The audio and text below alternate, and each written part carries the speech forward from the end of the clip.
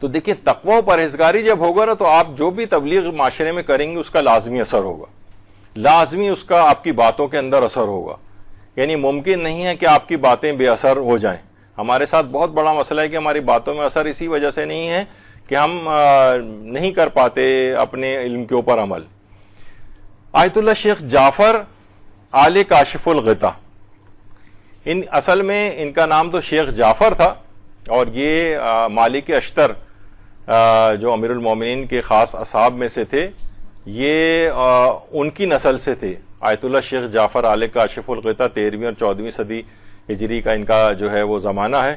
اور انہوں نے جو کتاب لکھی تھی کشف الغطا عن مبہمات شریعت الغرہ کے نام سے ان کی کتاب ہے، اور اپنی کتاب کے نام سے ہی ان کا پورا خاندان ہے، کاشف الغطا کے نام سے ان کا پورا خاندان جو ہے وہ مشہور ہوا ان کی اس کتاب کی وجہ سے. آیت اللہ شیخ جعفر، ان کے متعلق خود آیت اللہ وحید خراسانی نے ایک واقعہ جو ہے وہ نقل کیا ہے، اور فرماتے ہیں کہ آقا شیخ لاہی جانی ایک عالم تھے، جو لاہی جان جو ایران کا ایک صوبہ ہے، جیلان اس کا ایک علاقہ ہے لاہی جان. تو شیخ لاہی جانی فرماتے ہیں کہ اس واقعے کو ہم نے یعنی آیت اللہ وحید خراسانی فرماتے ہیں کہ اس واقعے کو شیخ لاہی جانی نے شیخ نصر اللہ خلخالی جو امام خمینی کے بہت معتمد افراد میں تھے نجف میں، ان کے مکان پر ہم نے اس واقعے کو سنا ہے کہ شیخ لاہی جانی، ان کی تصویر اس میں نہیں ہے، شیخ نصر اللہ خلخالی کے کمرے میں واقعہ جو ہے ہم نے ان سے سنا تھا شیخ لاہی جانی سے،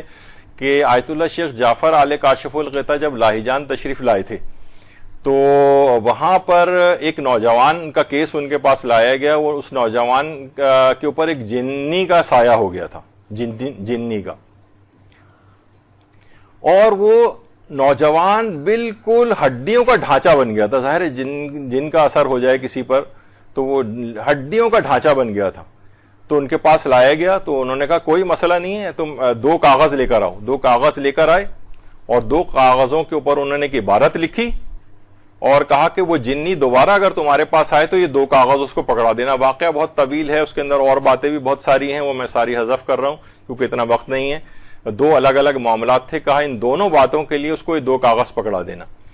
وہ نوجوان گیا اور کچھ دن بعد واپس آیا حشاش بشاش بالکل، اور کہا کہ میں نے جب وہ جنی میرے پاس آئی تو میں نے وہ دونوں کاغذ جو ہے اس کو دیے، اس نے کھول کر جیسے ہی پڑھے ایک دم سے اس کی حالت غیر ہو گئی، اور اسی وقت کاغذ اس نے چھوڑے اور آسمانوں میں پرواز کر گئی، پھر دوبارہ واپس نہیں آئی. کہا کہ ایسی آخر کیا چیز لکھی تھی اس کے اوپر شیخ نے؟ تو آقا لاہی جانی نے فرمایا کہ دونوں کاغذوں کے اوپر صرف ایک آیت لکھی ہوئی تھی، بسم اللہ الرحمن الرحیم، بس.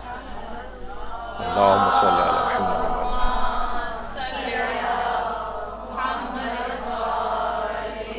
آیت اللہ وحید خراسانی فرماتے ہیں یا اللہ، یعنی ہم پورا قرآن بھی کسی پر پڑھ کر دم کر دیں وہ اثر نہیں ہوتا، یہ آخر ایسا کیا تھا کہ صرف ایک آیت لکھنے سے اتنا اثر ہو گیا؟ تو انہوں نے خود فرمایا آیت اللہ وحید خراسانی نے، اچھا یہ جو ہے شیخ جعفر آل کاشف الغطا نجف میں ان کی قبر مبارک ہے، اور آج تک اپنی اس کتاب صاحب کتاب کشف الغطا کے نام سے جو ہے مشہور ہیں، یہ ان کا مقبرہ ہے.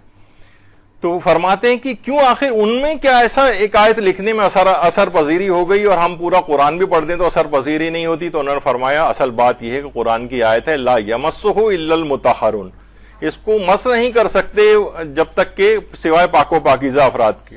تو انسان واقعتاً اپنی روح کو پاکیزہ بنا لے تو پھر اس کی بات میں اثر ہو جاتا ہے. جب بھی آقا وحید خراسانی فرماتے ہیں کہ یہی وجہ ہے کہ ہماری بہت ساری چیزیں آج کل کے زمانے میں فقط قرآن کو پڑھ دینا وہ اثرات نہیں رکھتا جب تک کہ الہی مدد اس کے ساتھ نہ ہو جائے. تو ہمیشہ جب بھی ہوتا ہے کبھی بھی آپ کہیں گے فلاں سورہ پڑھا جائے فلاں چیز پڑھی جائے تو اس سے یہ اثرات اور نتائج ہوتے ہیں، تو کیونکہ ہماری زبان میں اتنی اثر باقی نہیں رہا ہے تو یہ وجہ اس کی. تو پھر کیا کرنا چاہیے اس کے لیے؟ اپنے تقوی کو بہتر بنانا چاہیے اور الہی مدد کو طلب کرنا چاہیے. پروردگار ہماری زبانوں میں تو اتنی طاقت نہیں ہے کہ ہم قرآن کی ان سوروں کو پڑھ کے اپنے مطلوبہ نتائج حاصل کر لیں، تو اپنی طرف سے مدد کو نازل فرما.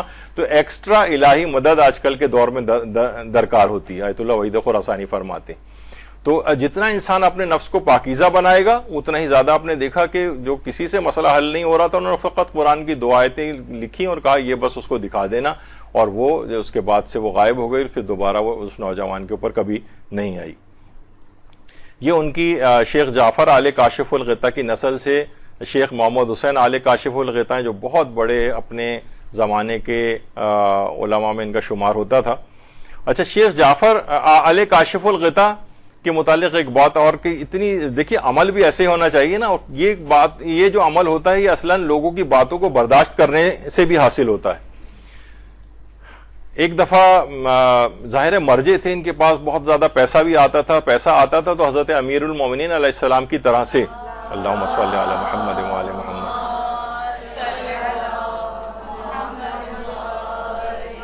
کہ پورا بیت المال غریبوں میں تقسیم کر کے پورا خالی کر کے مولا وہاں پر 2 رکعت نماز پڑھتے تھے کہ پروردگار جو کچھ تو نے دیا تھا سارا تیرے لوگوں میں تقسیم کر دیا, پورا بیت المال خالی ہے, یعنی کوئی شخص ایسا نہیں بچا کہ جس تک یہ چیز پہنچی نہ, اور پھر 2 رکعت نماز. تو یہی ان کا بھی طریقہ کار تھا کہ وہ مسجد میں نماز پڑھا رہے تھے, پیچھے بہت بڑی لوگ مجمع تھا مقتدی افت کا, تو ایک سید ان کے پاس آیا اور کہا کہ میرے پاس پیسے نہیں ہیں, مجھے کچھ رقم چاہیے. کہا کہ آج تو میں سارا جتنا اموال میرے پاس آئے تھے سارے میں نے تقسیم کر دیے. اچھا دیکھیے بہت سارے عربوں میں اس طرح کے لوگ ہوتے ہیں, غصے سے اس عرب نے ان کے منہ پر آ کر تھوک دیا. شیخ جعفر آل کاشف الغطا جو مرجع تقلید ہیں, غصے سے آ کر تھوک دیا. کیا کہا کہ جب مجھے ضرورت ہے تو تمہارے پاس پیسے نہیں ہیں. آج بھی لوگ علماء وغیرہ کو الزام لگاتے ہیں ان کے پاس پیسے ہوتے ہیں ہمیں دیتے نہیں ہیں وغیرہ, اس کے الگ باتیں ہوتی ہیں اس میں. اب دیکھا جائے تو شیخ جعفر آل کاشف الغطا کو کتنا غصہ آنا چاہیے تھا. انہوں نے کیا کیا, وہ سید نے جو چہرے پر تھوکا تھا انہوں نے اس تھوک کو اپنے پورے چہرے پر مل لیا, اپنا امامہ اتارا اور حاضرین کے اندر چلے اپنے امامہ لے کے کہ جو شخص بھی مجھ کو اپنا مرجع تقلید اور رہنما مانتا ہے وہ اس سید کی امداد کے لیے اس میں کچھ پیسے ڈالے. تھوڑی دیر میں بہت سا پیسہ جمع ہو گیا اور سید کو دیا. وہ سید قدموں کے اندر گر گیا ان کے اور کہا کہ آغا میں بہت یعنی شرمندہ ہو گیا. وہ یعنی اس وقت وہ اگر غصہ دکھاتے لوگوں سے اس کی مثلا پٹائی کروا دیتے, کتنا توہین آمیز سلوک کیا تھا, لیکن کیا قوت برداشت سے کام لیا. تو دیکھیے جب آدمی اتنا زیادہ, یہ نہیں کہ ہمارے کسی نے ہماری ذرا سی برائی کر دی ہم ساری زندگی اس کی شکل نہیں دیکھیں گے, اب اس نے 1 سنائی تو ہم اس کو 10 سنائیں گے, تو یہ کیا ہوا پھر ہماری روح بھی بلند نہیں ہوتی. جب بھی شیخ نے صرف بسم اللہ لکھ کر دی اور اتنے بڑے اس کے اثرات ظاہر ہوئے. تو لا یمسہ الا المطہرون, یعنی یہ بڑی ویسی بات ہے کہ انسان کو اپنے آپ کو پاکیزہ بنائے علم کے ساتھ ساتھ, تو پھر اس کے اندر گفتگو میں اس کے وہ اثرات جو ہے ظاہر ہوتے ہیں.